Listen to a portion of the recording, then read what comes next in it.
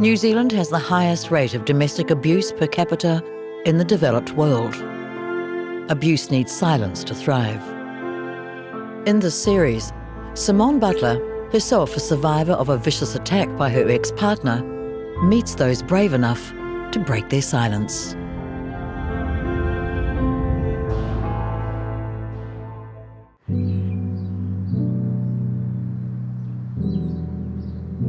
She was a happy-go-lucky kid.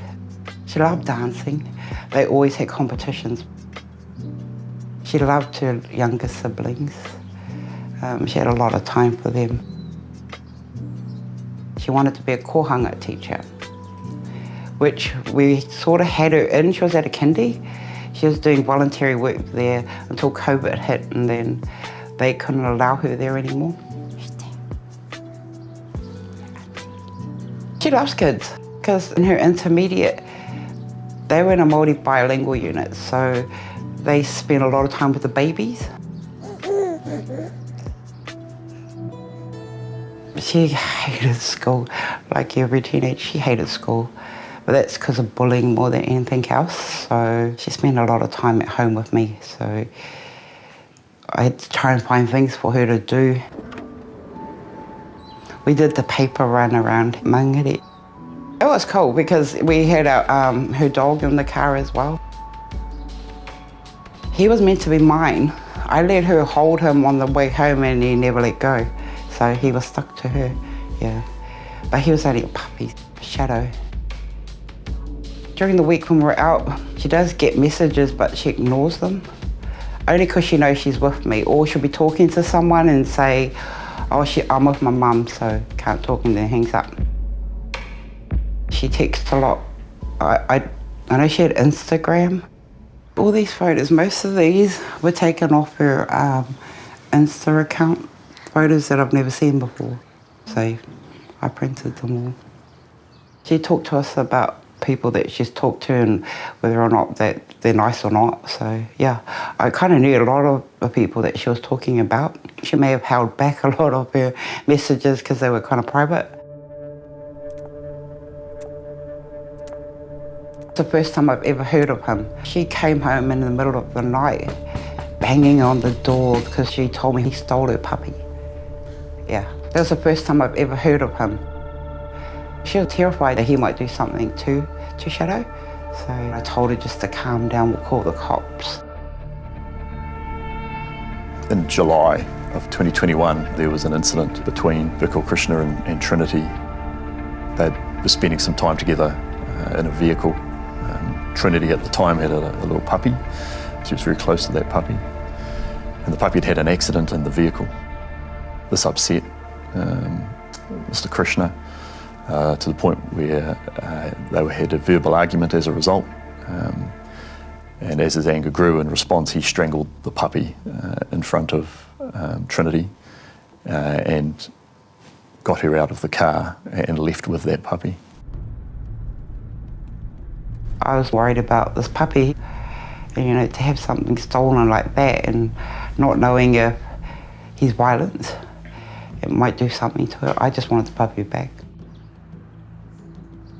I had to get on her phone and text through her messenger just to let him know who I was and, I want her dog back. She didn't tell me much about him, only that he had stolen her puppy. I made a meeting with him and he came to meet me probably about 6 or 7 o'clock at night, but I did it at our dairy just up the road. And we did it while the dairy was still open and under the lights. He was going to get out of his car to give the puppy to Trinity, but yeah, I just told him I'll grab it. Yeah, I didn't want him near her. You could smell the fumes coming off him, so he must have been drinking. He looked older too, and I did explain to him her age and that he shouldn't be hanging out with her and just stay away from her. He was 23 and she was only 16. I thought right there and then it was over.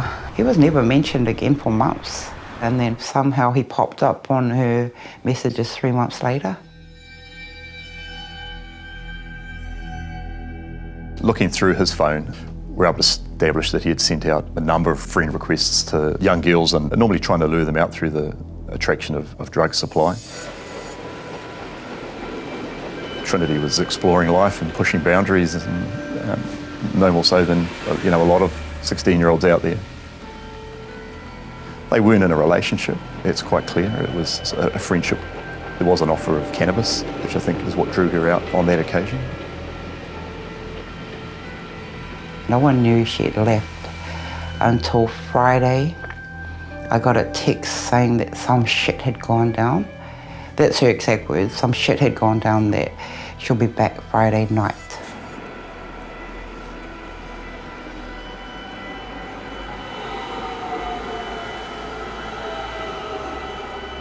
Trinity had been in the company of Vikal Krishna for pretty much the full day and ultimately ended up on McVilly Road that runs alongside the train tracks, where he tragically took her life.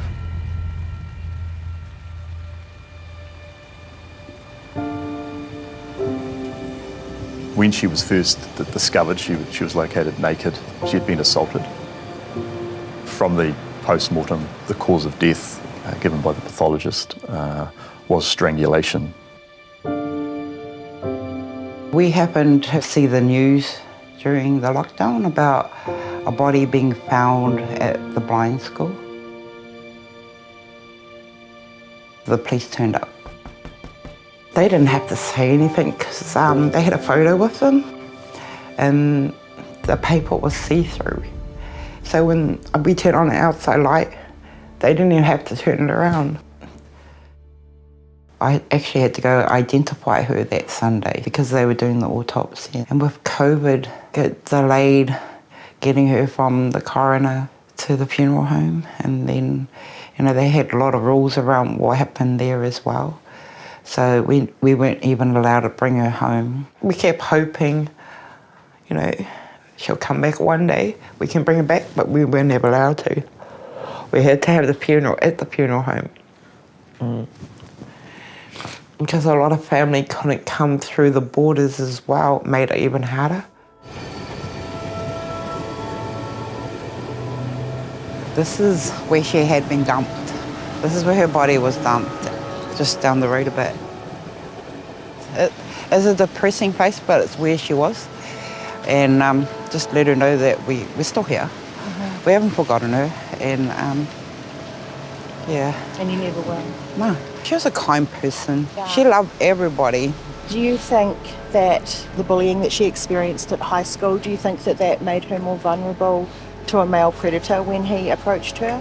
I know that was a factor because she had to swap 3 schools.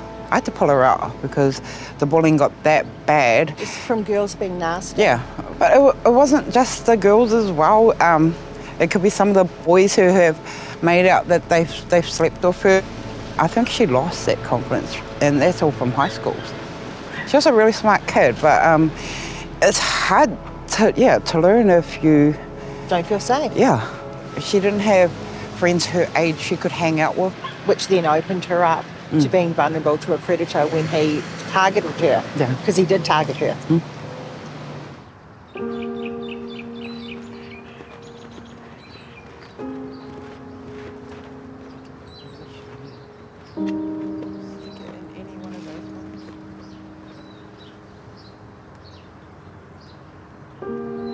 I wouldn't wish anything like this to happen to anyone's child.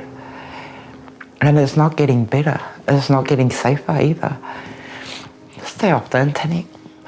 Stop trying to look for friends that aren't real. You don't know who they are. This is the murder of a 16-year-old girl. I mean, every murder is tragic.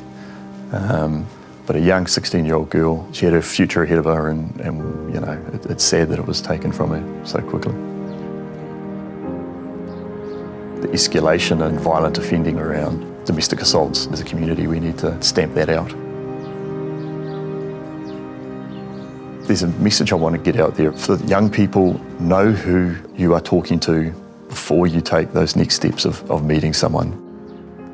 Hey, they may seem great on the end of the phone, and it may seem that they're really nice from their photos and how they look like they're living their lives through Facebook and Instagram. The reality can be quite different. Our life is way different. It doesn't take that long. I don't think a lot of us are coping, but we have to, we got to carry on because there's new babies here now, so we have to live with them.